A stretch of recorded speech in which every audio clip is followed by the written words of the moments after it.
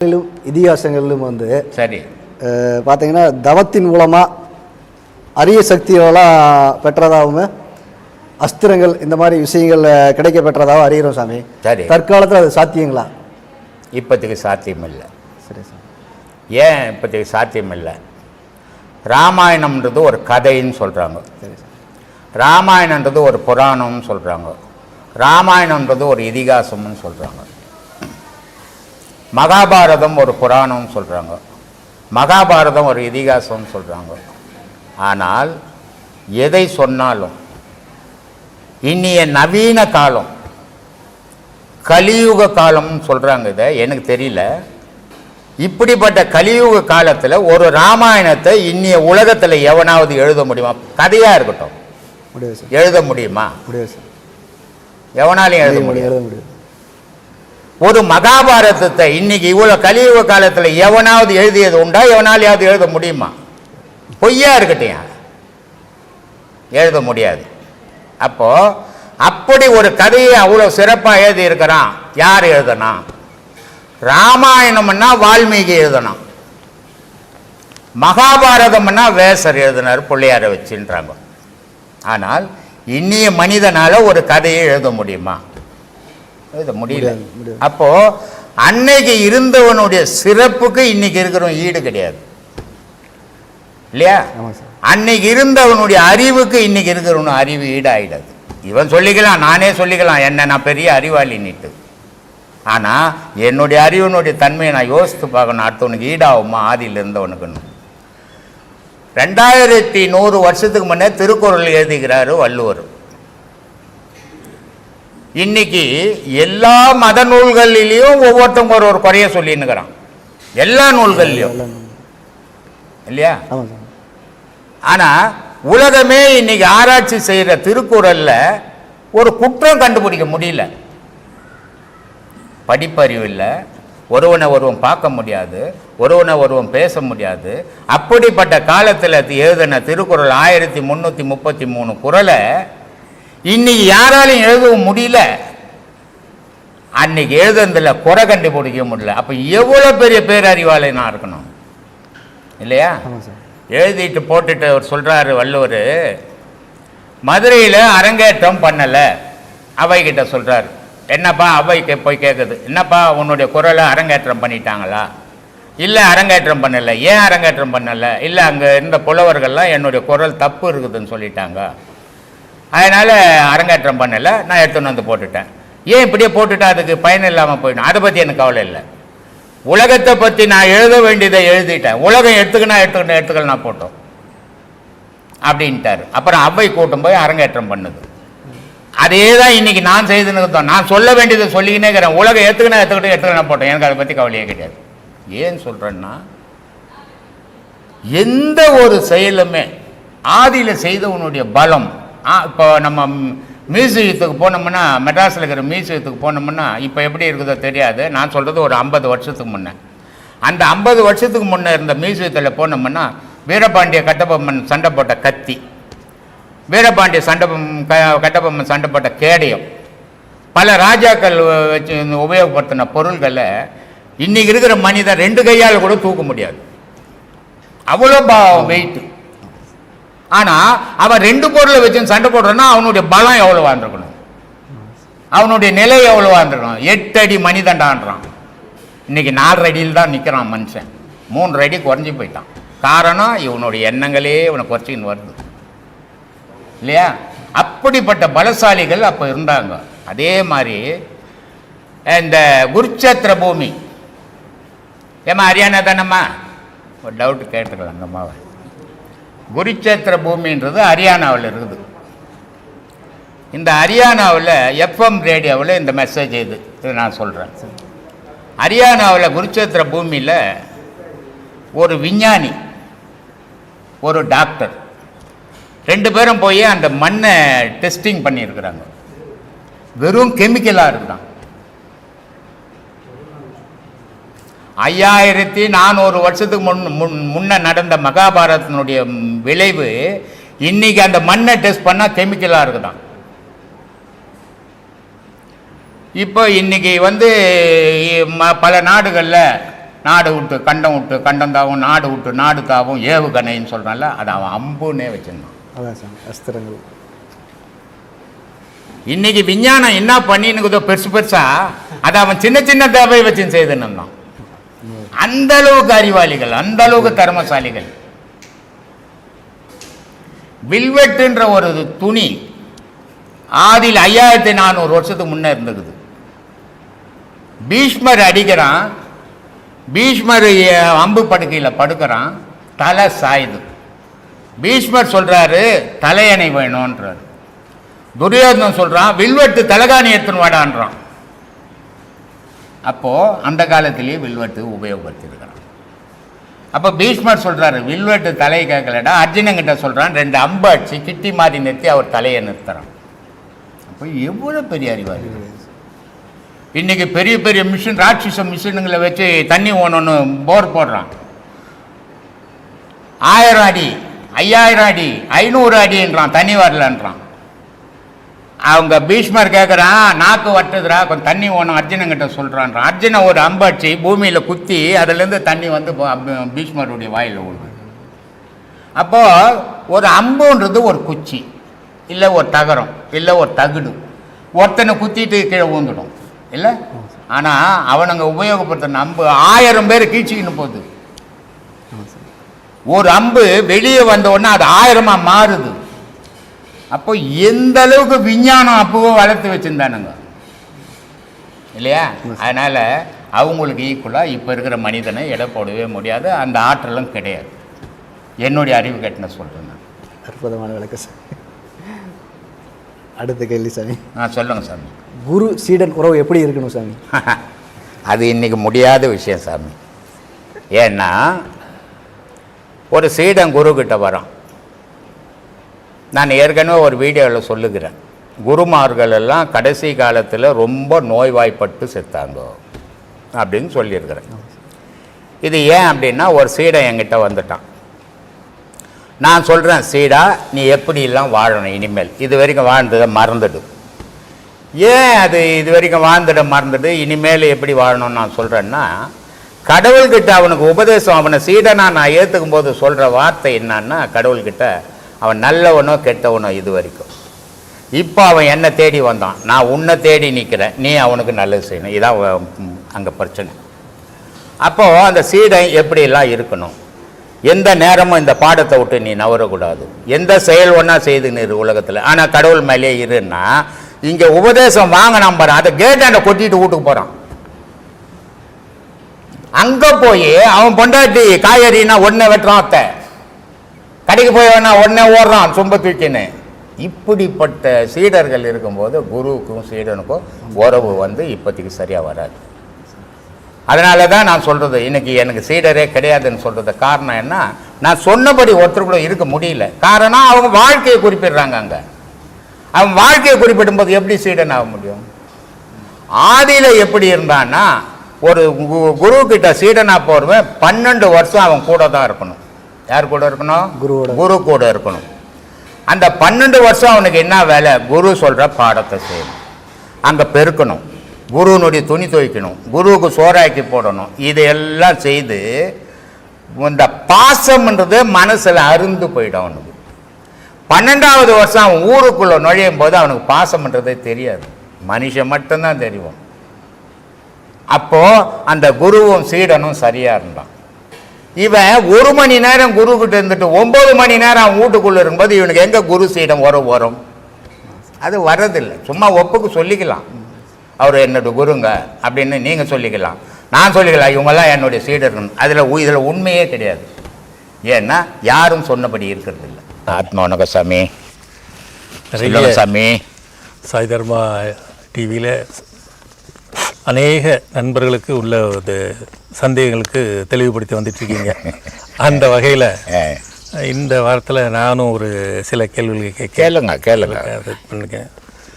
இந்த தாவரங்கள் கேளுங்க, தெரிஞ்சா சொல்கிறேன், தெரியலன்னா உங்ககிட்ட கேட்டு தெரிஞ்சுக்கிறேன். இல்லை சாமி, தாவரங்களுக்கெல்லாம் உயிர் இருக்குன்னு சொல்கிறாங்கல்ல? சரி, ஏற்கனவே ஐயாவும் சொல்லியிருக்கேன், உயிர் நாங்கள் தான் அப்படின்னு சொல்லியிருக்கீங்க.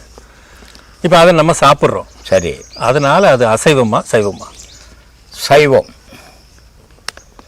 அசைவம்ன்றது இப்போ உங்கள் வீட்டில் ஒரு முருங்கை மரம் இருக்குது, உங்கள் வீட்டில் 4 கோழி இருக்குது.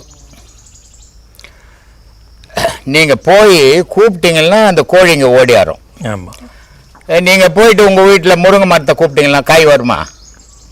ஏன்? அதுக்கும் உயிர் இருக்குது, அதுக்கும் உயிர் இருக்குது. ஆனால் இது வரமாட்டேருந்து அது வருது. என்ன காரணம் அப்படின்னா, சில உயிரினங்கள் மனிதனோட உறவாடக்கூடியது. இப்போ கோழி, நாய், ஆடு, மாடு இதெல்லாம் மனிதனோட உறவாடக்கூடிய பொருள். நீ கூப்பிட்டா வர்றது, நீ கறந்தா கறக்கிறது, இதெல்லாம் பண்ணக்கூடிய பொருள். அப்போது உங்ககிட்ட உறவாடக்கூடிய பொருள் எல்லாம் அசைவம், உங்ககிட்ட உறவாடாத பொருள் எல்லாம் சைவம். எல்லாத்துக்கும் உயிர் இருக்குது, உயிரெல்லாம் ஒன்று கூட உருவாகாது. ஆனால் உயிர் இருந்தாலும் அது சைவமாகுது, இது அசைவமாகுது. ஏன் அசைவமாக இருக்குது?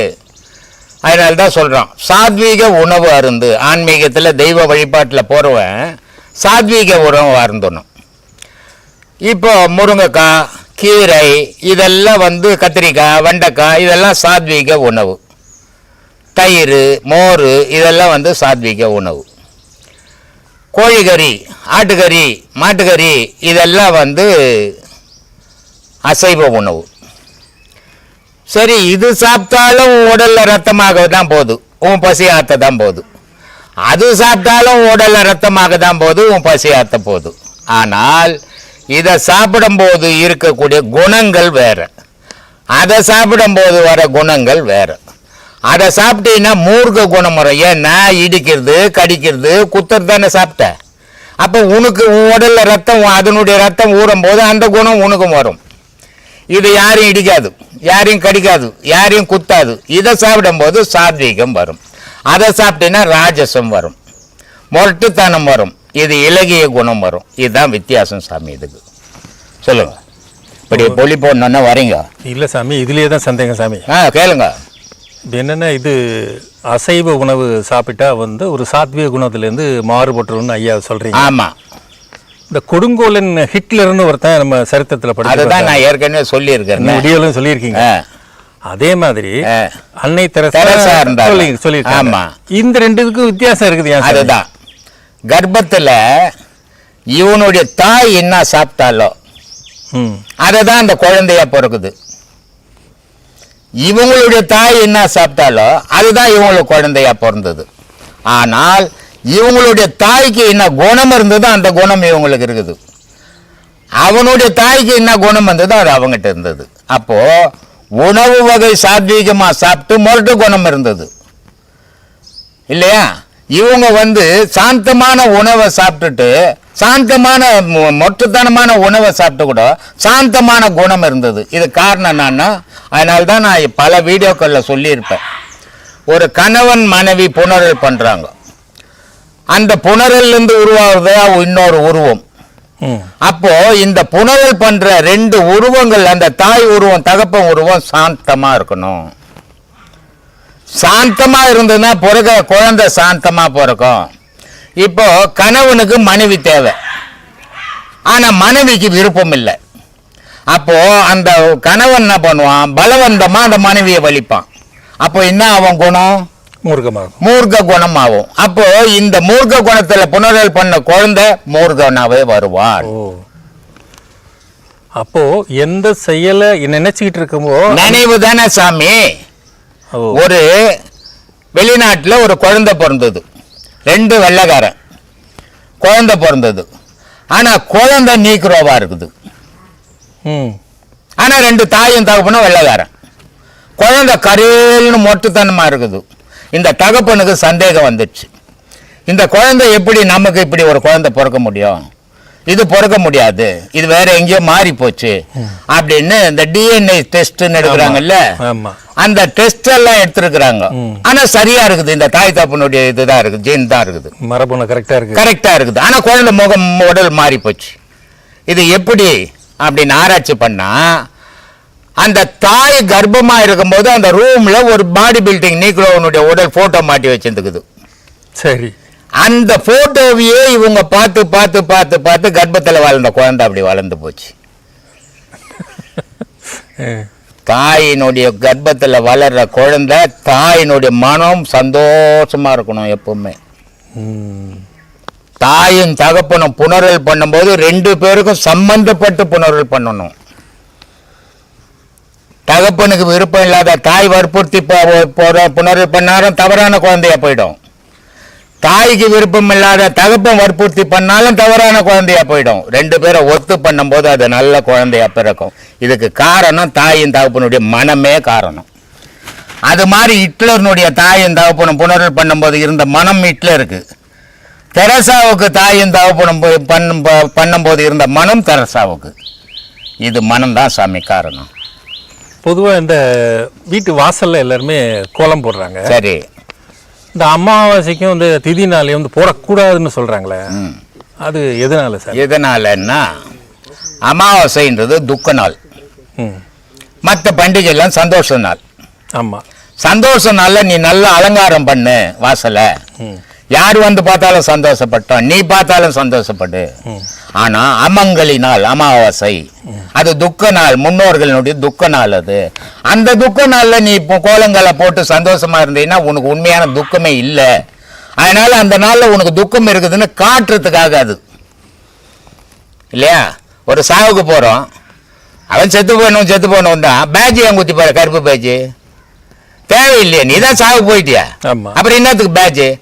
துக்கத்தில் இருக்கிறேன்னு காட்டுறதுக்காக பேட்ஜ், துக்கத்தில் இருக்கிறதுக்காக வாசல்ல கோலம் போடாம இருக்கிறது. சரிங்க சாமி. இப்போ கோலம் போடுவதன் நோக்கம் என்னன்னு கேட்டீங்கன்னா மா கோலம் அதெல்லாம் ஒரு காலம், அதெல்லாம் ஒரு காலம். இந்த காலத்துல யாரும் மா கோலம் போடுறது, சுண்ணாம்பு கோலம் தான் போடுறான். ஜீவராசி சாப்பிட்டா செத்து போயிடும். அப்போ ஜீவராசிக்கு உணவு கொடுக்கணும், நேரடியாக கொடுக்க முடியாது. இந்த கோலங்களை போட்டால் எறும்பு இதெல்லாம் சாப்பிட்டு வளரும், ஒரு தர்மம் அப்படின்னு அந்த காலத்தில் பண்ணாங்க. இப்போ எல்லாம் சுண்ணாம்பு சாப்பிட்டு செத்து போயிடும். சரிங்க சாமி, என் கேள்வி என்னன்னா, இந்த அமாவாசை திதி நாளில் அந்த ஜீவராசிகளுக்குள்ள உணவு ஏன் போடாம அது கோலம் போடும்போது கிடைக்குது இல்லை? அதுக்கு இப்போ கிடைக்காது சாமி, அது ஆதியில போட்டான். இப்போ இவனுக்கே சோறு இல்லை, இவன் ஜீவராசிக்கு சோறு போடுவான். அதனால ஆதியில இவனுக்கு துண்ண முடியாம இருந்தது. கோலங்கள் 3/4 பாகம் அரிசி கோலங்கள் தான் இருக்கும். அரிசி கோலங்கள் உயிரினங்கள் சாப்பிடணுன்றதுக்காக போட்டான்.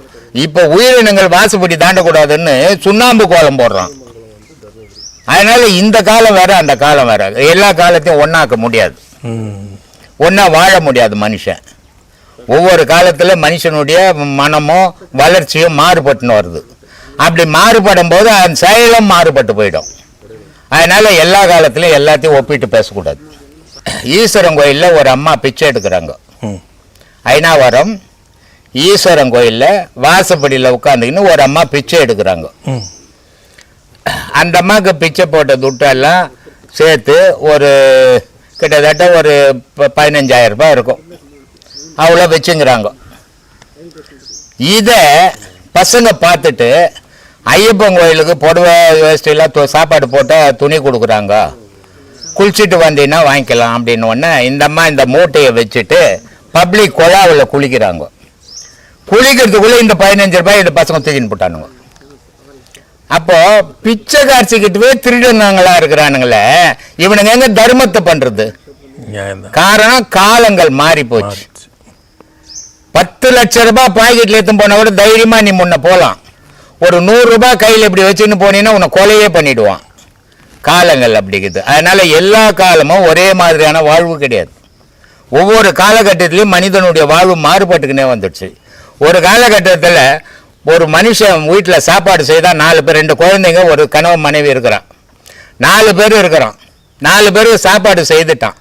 ஆனால் அந்த 4 பேர் போட்டு சாப்பிடலாம், சாப்பிட மாட்டான். யாரையாவது ஒரு பிச்சைக்காரன் வந்து ஒரு சோறை போட்ட பிறகுதான் இவன் 4 பேர் சாப்பிடுவான். அது ஒரு காலம்.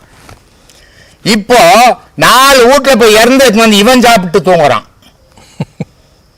ஒன்றும் இல்லை, பெரிய பெரிய பணக்காரன் கிட்டத்தட்ட மாசத்துக்கு ஒரு 2 லட்சம் ரூபாய் வாடகை வருது. 2 லட்சம் ரூபாய் வாடகை வர என்ன பண்ணோம்? ஒரு 10,000 ரூபாய்க்கு மாசம் ஒரு பிரசாதம் செய்து எடுத்து கோயிலில் கொடுக்கலாம் இல்லையா? ஆனால் அப்படி கொடுக்கறது இல்லை. பிரசாதம் 4 கோயிலில் கொடுக்கறத வாங்கி இவன் சாப்பிட்டு இவன் கணவன் இவன் குழந்தைக்கு பையில போட்டவனுக்கு பைக்கில் போகிறான். காலம் அவனும் மனிதன் தான். ஆனால் அடுத்த வேலைக்கு சாப்பாட்டுக்கு வழியில் ஏதோ அவர் அதிர்ஷ்டவசமாக ஒரு 10,000 ரூபாய் கிடச்சது, கோயிலுக்கு 5,000 ரூபாய்க்கு அன்னதானம் கொடுக்கலான்னு போடுறான். இல்லாதவன் இருக்கிறவன் கொடுக்கறதில்ல.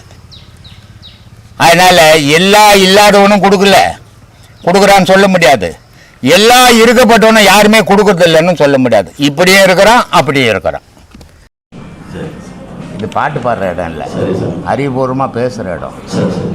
அதனால் பாட்டு பாடுற இடம் இல்லைப்பா, அது கச்சேரியில் பாடு. போன மாதம் வந்து சார் உபதேசம் போன மாதம் வந்தேன். சரி, மதியானம் போய் போச்சு.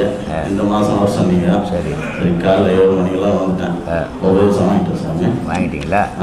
அதை கரெக்டாக பண்ணுங்க. சரி, எல்லா பாட்டும் அடங்கி போயிடும். சரி சரி.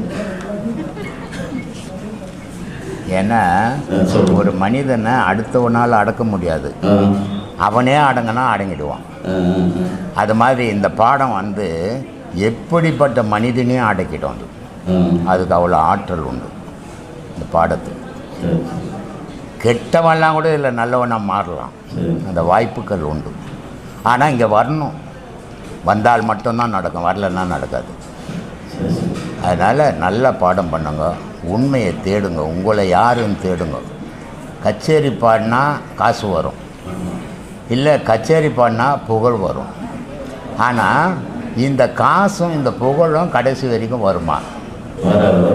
அப்போது இடையில தான் வரும், இடையிலேயே போயிடும். எப்படி அது வந்ததோ அப்படி போயிடும். இன்றைக்கி ஒரு பாட்டு பாடுறீங்க, 1000 பேர் உட்காந்து பாட்டை ரசிக்கிறான். அதில் என்ன பண்ணுறான், 100 பேர் ப்ளஸ்ஸாக பாடுறாருப்பா, இவரை மாதிரி பாடவே ஆள் இல்லை பாடுறான். 90 பேர் என்ன பண்ணுறான், எதுக்குடா இவனெல்லாம் மேடை ஏற்றி பாட வச்சுருக்கிறானுங்க அப்படின்றான். அப்போது இது இகழும் உண்டு, புகழும் உண்டு. இல்லை, இறைவன் வந்து யாரையும் இகழறதும் கிடையாது, யாரையும் புகழறதும் கிடையாது. ஆனால் அந்த மாதிரியான நிலைக்கு நம்ம உயர்த்திக்கணும்னா முதல்ல நீ யாருன்னு, உன்னை யாருன்னு உலகத்துக்கு தெரியறதை விட நீ யாருன்னு உனக்கு தெரியணும். அதான் ரொம்ப முக்கியம். ஏன்னா ஒரு பிறவி தான் இப்போ பாடினீன்னா அந்த பாடகர் இந்த உடலோடு முடிஞ்சு போயிடும்.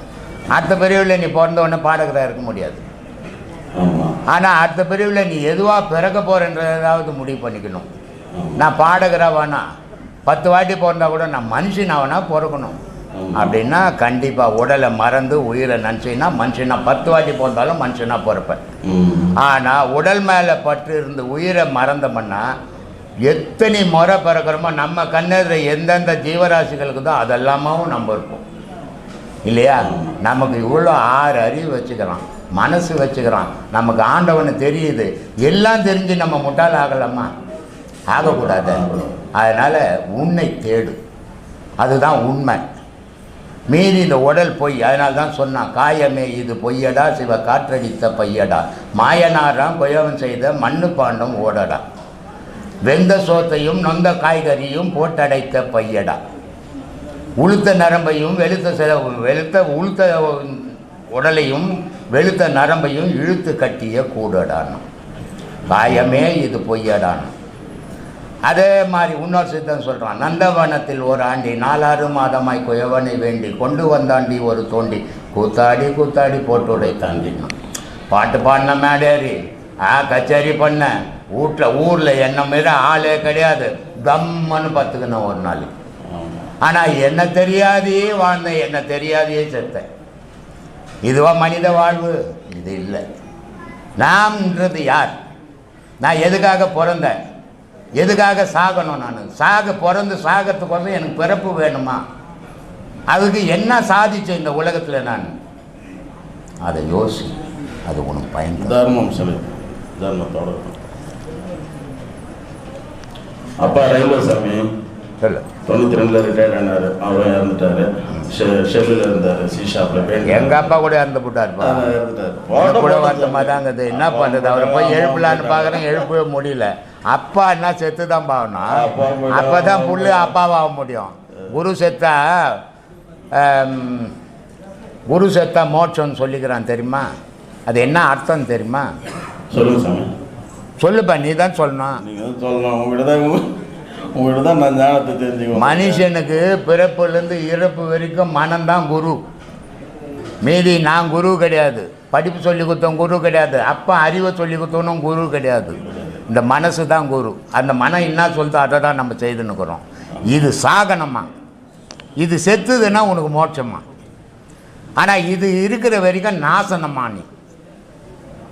அதனால் மனசை கொல்ல முயற்சி பண்ணுங்க. ஆனால் அவ்வளோ சீக்கிரம் கொல்ல முடியாது. அதை கொல்றதுக்கு முயற்சியாவது பண்ணுங்க, உங்களுக்கு மோட்சத்துக்கு வழிவகுக்கும்.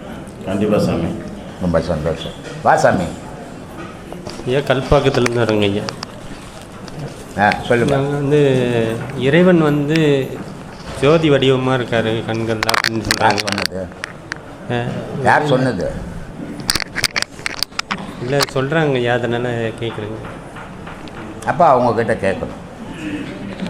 ஏன்பா ஜோதி வடிவமாகிறாருன்றியே, அது எப்படிப்பான்னு காட்டுப்பான்னு போய் கேளு. அவங்க சொன்னாங்கன்னு என்கிட்ட சொல்லக்கூடாது, நான் சொன்னதை கேளு, பதில் சொல்கிறேன். அதுதாங்க உங்ககிட்ட தாங்க விளக்கம் கேட்குறதுக்கு. இல்லைப்பா, எவனோ சொல்கிறதுக்கெல்லாம் நான் ஏன் விளக்கம் கொடுக்கணும்? இல்லை அவங்க சொல்கிறது இல்லைங்க. சொல்லு. அந்த ஜோதி வடிவமாக இருக்காருன்னு சொல்கிறாங்க ஐயா, அதில் அது எப்படி விளக்கம் அப்படின்றத கேட்குறேங்க. ஜோதின்னா ஒளின்னு தெரியாது அவனுக்கு. சூரியன் யார் செய்தது? யாரும் செய்யலைங்க. அது என்னவா இருக்குது? அது ஒளியாக இருக்குங்க. அதான் கடவுள். சரிங்க. ஜோதின்னா இந்த லைட்டில் ஆப்பாவும் அணையும். சரிங்க. அது ஆப்பாவாது. அது ஆப்பான்னு உலகம் ஆப்பாயிடும். அதான் ஜோதி வடிவம். சரிங்க. அந்த மாதிரி 1000 ஜோதி வடிவத்தில் இருக்கிறான் கடவுள். அதை உன் கண்ணால் பார்க்க முடியாது, கண்ணு போடும். மின்னல் வருதில்ல, இடி விழுந்து, அந்த மின்னலை பார்த்தீங்கன்னா கண்ணு போதில்லை. அப்போ இந்த சூரிய மாதிரி 1000 மடங்கு சூரியத்தை நம்மளால் பார்க்க முடியுமா கண்ணால்? முடியாதுங்க. இந்த உடலால் பார்க்க முடியாது. இந்த உடல் தீஞ்சு போயிடும். இடி விழுந்தா தீஞ்சு போதில்லை உடம்பு. ஆமாங்க. கரண்ட்டில் மாட்டிக்கிற மாதிரி ஆகி போதில்லை. அந்த மாதிரி கடவுளை பார்க்கும்போது நீ அந்த நிலைக்கும் போயிடுவேன். அதனால் அதுக்கு ஒரு கண்ணு இருக்குது, அந்த கண்ணில் பார்க்கணும். பார்த்தா தான் தெரியும். சும்மா நான் ஜோதி வடிவில் இருக்கிறேன், வீட்டில் கொண்டு விளக்கு கொளுத்தனா ஜோதி தான். கடவுள் தானே கும்பிட்டுங்கிறோம். கோயிலில் விளக்கு கொளுத்திட்டு கும்பிட்டுன்னுக்குறோம். அவன் சர்ச்சில் மெழுகுவத்தி கொளுத்திட்டு கும்பிட்டுன்னுக்குறான். மசூதியில் ஊதுவத்தி கொளுத்திட்டு கும்பிட்டுங்கிறான். மொத்தத்தில் ஒளியை தான் கும்பிட்டுங்கிறான் எல்லா மதத்துக்காரனும் இல்லை. ஆனால் அது என்னான்னு தெரிஞ்சுக்கல. அதனால் பாடம் நல்லா பண்ணு. சும்மா நான் கேள்வி கேட்டுட்டா தெரிஞ்சுக்க முடியாது. கேட்கலங்க, ஒரு இதுக்காக கேட்டேங்க ஐயா. அதான் கேட்கறது நல்லது தான். பாடம் வாங்கின்னு பாடம் பண்ணிக்கின்னு கேளு. ஐயா கிட்ட கேட்டாக்க விளக்கம் கிடைக்கும் அப்படின்றதுக்கு அதுதான் சொல்கிறேனப்பா. சூரியன் தான் கடவுள். சூரியன் இல்லைன்னா இங்கே ஒன்றுமே நமக்கு தெரியாது. யார் உட்காந்துங்கிறாங்கன்னு நீங்கள் தெரியுமா? சரிங்க. தெரியாது. அப்போது ஒளி தான் நமக்கு காட்டி கொடுக்குது. சரிங்க ஐயா. இல்லையா? இருள் தான் மறைக்குது இல்லையா? ஒளியும் இருளும் இல்லாத ஒரு இடம் இருக்குது, அந்த இடத்துக்கு போகணும். ஞானிக்கு அபிராம பட்டருக்கு அமாவாசைக்கு ராஜா போகிறார் கோயிலுக்கு. என்னப்பா இன்னைக்கு என்ன நாளுப்பான்றார், அமாவாசை. ஆனால் அவர் சொல்கிறார் பௌர்ணமின்னு. ராஜா சொல்கிறான்னா ஏன் அமாவாசையை போய் இவன் பௌர்ணமின்றான்? இல்லை அவனுக்கு மென்டல் ஆகிட்டான் அவன் அப்படின்ட்டாங்க. புச்சின்னு போய் கட்டி போட்டு பௌர்ணமின்னு இன்றைக்கி காட்டலன்னு சொன்னால் உன்னை கண்ணை குத்தி போட்டு உண்டான்றான். கண்ணு போன பிறகு என்ன பண்ணுறது? பார்க்க முடியாது. அதனால் சொல்கிறான் பதில் சொல்லடி அபிராமின்றான். நான் சொன்னேன், உண்மையை தான் சொன்னேன். ஆனால் அவன் இருட்டில் இருந்துக்குன்னு இருள் அமாவாசைன்னு சொல்லிங்கிறான். இப்போ அவனுக்கு நீ ஒளி வடிவத்தை காட்டு அப்படின்னா வானத்தில் மூகத்தை கழட்டி போட்டு ஒளி வந்துடுச்சு, பௌர்ணமி நிலவு வந்துடுச்சு. அப்போ இந்த ஆள் சொன்னது, அபிராம் பட்டர் சொன்னது பௌர்ணமின்னு, இது கரெக்ட் தானே அப்படின்னு அரசன் ஒத்துக்கணும். இல்லை அப்படி தானே கதை? அப்படி தானேப்பா. ஆனால் அதனுடைய பொருள் என்ன? ஞானிக்கு இரவு பகல் கிடையாது, அமாவாசை பௌர்ணமி கிடையாது. அஞ்ஞானிக்கு அமாவாசை இருக்குது, பௌர்ணமி இருக்குது இல்லையா? அரசன் வந்து அஞ்ஞானி, அவன் இருட்டில் வாழ்ந்துன்னுக்கிறவன். ஞானி வெளிச்சத்தில் வாழ்ந்துன்னுக்கிறவன், அவனுக்கு இருளே கிடையாது. அதனால் பட்டினத்தார் ரொம்ப அழகாக ஒரு வார்த்தை சொல்லுவார்.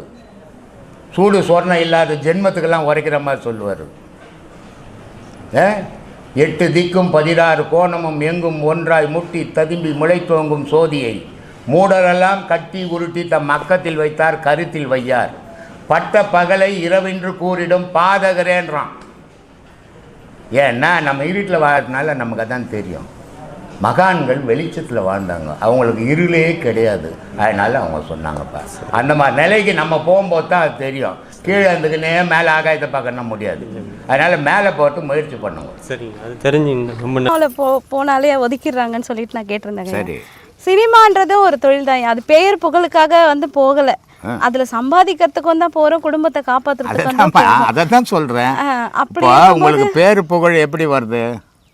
சாதாரண உங்கள் கூட ஒரு 4 பொம்பளைங்க இருக்கிறாங்கன்னு வச்சுங்க, நீங்கள் சினிமா துறையில் போய் சம்பாதிக்கிறீங்க, அவங்க வேறு ஏதோ தொழில் செய்கிறாங்கன்னு வச்சுக்கோ, பேர் யாருக்கு வரும்? சினிமா துறையில் இருக்கோம். அதுக்கு தானே அங்கே போனது.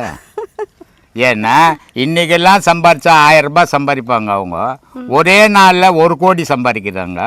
அதனால் எதை யார் புகழ் தேடுறது?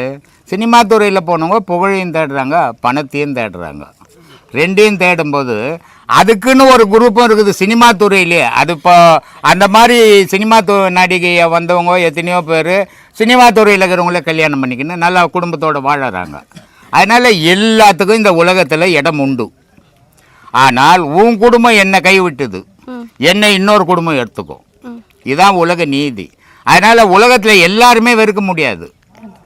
நான் தப்பு செய்தது உங்களுக்கு தப்பாக தெரியும், ஆனால் இன்னொருத்தனுக்கு நான் செய்தது சரியாக தெரியும். அப்போ அந்த சரியாக தெரிகிறவன் என்னை சேர்த்துப்பான், தப்பாக சரி நீ என்னை ஒதுக்குவேன். அந்த மாதிரி இந்த உலகத்தில் நன்மை தீமை கலந்த உலகம் இது. அதனால் நல்லது கெட்டது இருக்கும். அதனால் உன் குடும்பத்துக்கு அது பிடிக்காமல் இருக்கிறோம், இன்னொரு குடும்பத்துக்கு அது பிடிக்கும். ஆனால் சினிமா துறையில் ஒரு பெண்ணோ ஆணோ போகிறதுக்கு காரணம் என்ன? புகழ். உலகம் ஃபுல்லாக ஒரு நடிகையினுடைய முகம் தெரியும். சாதாரண ஒரு 1000 ரூபாய் சம்பாதி ஒரு கம்பெனியில் வேலை செய்கிறவங்க முகம் தெரியுமா? அப்போ உலகம் ஃபுல்லாக தெரியணுன்றதுக்காக நீ போயிருக்கிற. அதே நேரத்தில் அது மட்டுமே இல்லை, அந்த உலகம் ஃபுல்லாக நீ தெரியும் போது ஒரு நாளைக்கு 1 கோடி சம்பாதிக்கிற நீ, அவங்க ஒரு நாளைக்கு 1000 ரூபாய் சம்பாதிக்கிறது கஷ்டம். அப்போ பேரும் புகழுக்காக தான் அதில் போகிறோம். ஒன்று அது ஒரு தொழிலுன்ட்டு போல. நம்ம இப்போ பரதநாட்டிய டான்ஸர் இருக்கிறாங்க, அது ஒரு தொழில், ஒரு கலை அது. ஆனால் எத்தனை பரதநாட்டிய டான்ஸர் இந்த உலகத்துக்கு தெரியும்? தெரியாது. அது ஒரு கலை தான். ஆனால் சினிமா துறை நாடகத்துறைன்னு போனால் தான் உலகம் ஃபுல்லாக ஃபேமஸ் ஆக முடியும். இப்போ ஒரு வீட்டில் ஒரு பெண்ணு வயசுக்கு வரும். வயசுக்கு வந்தால் அந்த தாய் அந்த தகப்ப அண்ணன் தம்பி அவரை சீர் பண்ணி வீட்டோட வச்சுக்க வேண்டியது தானே. பத்திரிக்கை போட்டு கொடுப்பாங்க. எதுக்கு கொடுக்கணும்? ஏன் கொடுக்கணும்? காரணம் இருக்குதா? காரணம் இல்லையா? காரணம் இருக்குது. என் வீட்டில் ஒரு பொண்ணு வயசுக்கு வந்து பருவத்தோடு இருக்குது, பருவமுள்ள ஒரு மாப்பிள்ளை வந்தால் நான் கட்டி கொடுக்குறேன்றதுக்கு தான் நோட்டீஸ் போட்டு கொடுக்குறோம். அதுதானே காரணம். அதுக்கு இல்லைன்னா ஏன் ஊரெல்லாம் போய் சொல்லணும்? இதை தனிப்பட்ட முறையில் விளம்பரப்படுத்த முடியாது. இந்த ஃபங்க்ஷனை வச்சு விளம்பரப்படுத்துகிறாங்க இல்லையா? அதே மாதிரி சினிமா துறையில் போனால் நான் இவ்வளோ அழகாக இருக்கிறேன், நான் இப்படி இருக்கிறேன், என்ன கட்டிக்கிறதுக்கு ஒரு மாப்பிள்ளை வரணும் அப்படின்னும் காட்டிக்கிறது உண்டு. இல்லைன்னு மறுக்கவே முடியாது. சும்மா வாதத்துக்கு ஒன்றா சொல்லின்னுக்கலாம். ஆனால் சினிமா துறையில் கல்யாணம் பண்ணிக்கின்னு நிறைய பேர் வாழலை. யாரோ ஒருத்தர் தான், மீதி பேர் வாழ்க்கையெல்லாம் கெட்டு தான் போகும். சேரும்போது உன் பணத்துக்கும் என் பணத்துக்கும் ஆசைப்பட்டு சேர்ந்துருவோம். கடைசியில் உன்னை எனக்கு பிடிக்காது, என்ன உனக்கு பிடிக்காது, 2 பேரும் பிரிஞ்சிடுவோம். இதான் சினிமா துறை. சாய்பாபா மாதிரி மகான்களை தமிழருங்க ஏற்றுக்கிட்டாங்க. சரி, இதே மாதிரி 3000 வருஷத்துக்கு முன்னாடி இந்த திருவள்ளுவரை வந்து ஏன் கடவுளாக இன்னும் யாரும் வழிபடலை? சாய்பாபா வந்து சித்தாடல் பண்ணார் உலக மக்களுக்கு. அவர்கிட்ட போய் ஒரு கல்யாணம் ஆகலை. அவர் ஒரு தாய் தகப்ப ஒரு பிள்ளைக்கு பொண்ணு பார்க்குறாங்க. பொண்ணு எங்கேயுமே செட் ஆகலை. அப்போ அங்கே பக்கங்கிறவங்க சொல்கிறாங்க, அவர் சாய்பாபா கிட்ட போய் கேளுங்க, அவர் ஒரு நல்ல வழி சொல்லுவார் அப்படின்றாங்க. அப்போ சாய்பாபா கிட்ட போயிட்டு அந்த தாய் தகப்பன் கேட்குறாங்க. கேட்ட உடனே சாய்பாபா சொல்கிறாரு, இது மாதிரி வட திசையில் ஒரு பொண்ணு இருக்குது, நீங்கள் போய் பாருங்கள் அப்படின்றார். அதே மாதிரி போய் பார்க்குறாங்க. அந்த பொண்ணு அமைஞ்சு போச்சு, கல்யாணமும் நடக்குது. கல்யாணத்துக்கு முதல் பத்திரிக்கையும் இவர்கிட்ட தான் கொடுத்தாங்க. இவர்கிட்ட கொடுத்த உடனே இவரும் கல்யாணத்துக்கு எல்லோரும் போகிற மாதிரி போனார். ஆனால் எல்லோரும் என்ன பண்ணுறாங்க, ஆடம்பரமான ஆடை அணிஞ்சு வராங்க. ஆனால் ஒரு சாமியாராச்சு, அவர் எப்படி இருப்பார்? என்ன மாதிரி தானே இருப்பார். அவர் அப்படி போன உடனே அந்த கல்யாணத்தில் இருக்கிற கூட்டங்கள் என்ன பண்ணுதுன்னா, சாப்பாடு அப்புறம் போடுவாங்க, முதல்ல உள்ள கல்யாணம் நடக்குது, வெளியே போயான்னு தள்ளிடுறாங்க. அப்போது இவர் ரொம்ப மனம் வருத்தப்பட்டு வீட்டுக்கு அவருடைய இடத்துக்கு வந்துடுறாரு. வந்துட்டு என்ன பண்ணுறாரு, நல்ல பயங்கரமான கோட்டு ஷூட்லாம் போட்டு நாங்கள் போகிறாரு. முதல்ல இட்டு போய் இவரை உட்கார வைக்கிறாங்க. அப்போது கல்யாணம் நடக்காத கல்யாணத்தை இவரை மறுலால் அது நடத்தி வைக்கிறாரு. ஆனால் அவருக்கு மரியாதை இல்லைங்க. அவர் போட்டுங்கிற ஆடைக்கு மரியாதை கொடு. அதான் இந்த உலகம். அதனால் அவர் என்ன சொல்கிறாரு, ஆசீர்வாதம் பண்ண சொல்கிறாங்க. இல்லை, என்னுடைய ஆடை தான் உங்களுக்கு ஆசீர்வாதம் பண்ணணும், என்னுடைய மனம் ஆசீர்வாதம் பண்ணாது அப்படின்ட்டு திரும்பி வந்துடுறாரு. அந்த மாதிரி பல சித்தாடுகளை அவர் பண்ணதால் அவர் என்ன பண்ணிட்டாங்க, ஒரு மகானை கடவுள் மாதிரி ஆக்கிக்கினாங்க. எந்த ஒரு விஷயமா, இப்போது நம்ம ஆசிரமம் இருக்குது, நான் கிட்டத்தட்ட ஒரு 10 வருஷம் ஒரு 5000 சீடர்களுக்கு அறிவுரைகள் வழங்கியிருக்கிற உபதேசங்கள் கொடுத்துருக்குறேன். ஆனால் உலகத்துக்கு தெரியாது. இந்த மீடியாவில் வந்தபோது தானே இன்றைக்கி உலகத்துக்கு தெரிஞ்சது. அந்த மாதிரி விளம்பரம் எந்த பொருளுக்கும் இன்றைய காலத்தில் முக்கியமாக போச்சு. அது ஆன்மீகத்துக்கே அந்த விளம்பரம் தேவைப்பட்டுச்சு. அந்த விளம்பரம் மற்றவங்கள திருவள்ளுவரை பெரிய பெரிய ஆளுங்க பேசுனாங்க. அவர் என்ன பண்ணிட்டார், அவர் எங்கேயும் சித்தாடலே பண்ணுற வாழ்க்கையினுடைய நெறிமுறையை வகுத்து கொடுத்துட்டாரு. அதனால் அவரை மகானன்னு ஏற்றுக்கல. இவங்கெல்லாம் சித்தாடலுக்கு பண்ணி பல பேரை வாழ வச்சதால் இவங்கள மகானன்னு ஏற்றுக்குன்னு இவங்கள கொண்டாடின்னு இருக்கிறாங்க. இந்த ஞானத்துக்கு ஜாதி மதம் கிடையாது. ஜாதி மதம் இருந்ததுன்னா இப்போ முஸ்லீமில் வச்சுப்பாங்க, கிறிஸ்தவங்களை வச்சுப்பாங்க.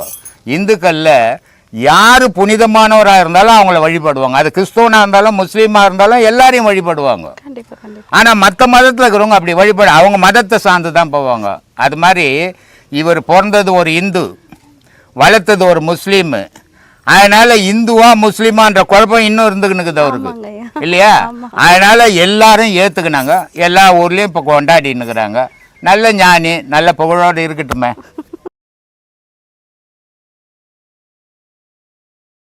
அவருடைய சீர்திருத்தங்கள் அதிகம். அதை மக்கள் இப்போது சாய்பாபாவுடைய கோயிலுக்கு போகிறாங்க, தேங்காய் உடைக்கிறாங்க, பூஜை பண்ணுறாங்க, புனஸ்காரம் பண்ணுறாங்க, எல்லாம் பண்ணுறாங்க.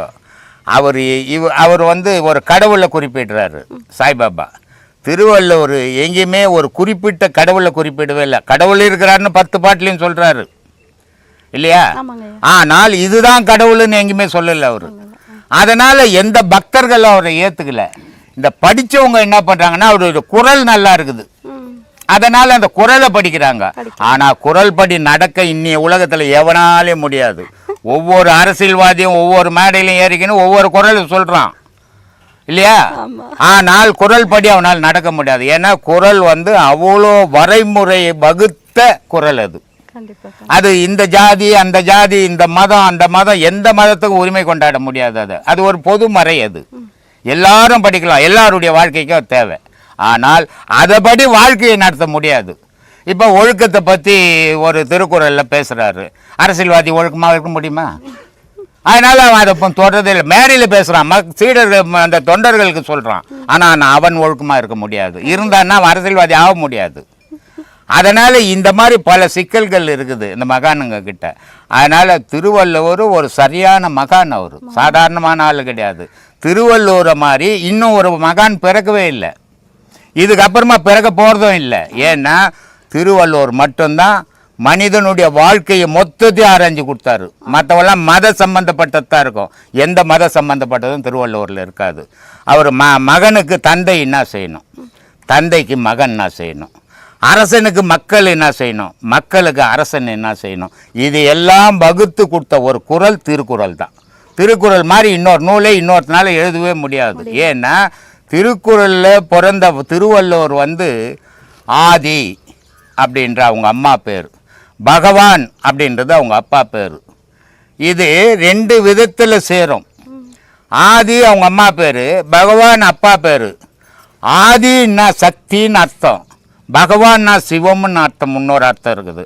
அதனால் கடவுளுடைய பிள்ளைகள் அவங்க எழுதுனதில் பிழையே இருக்காது.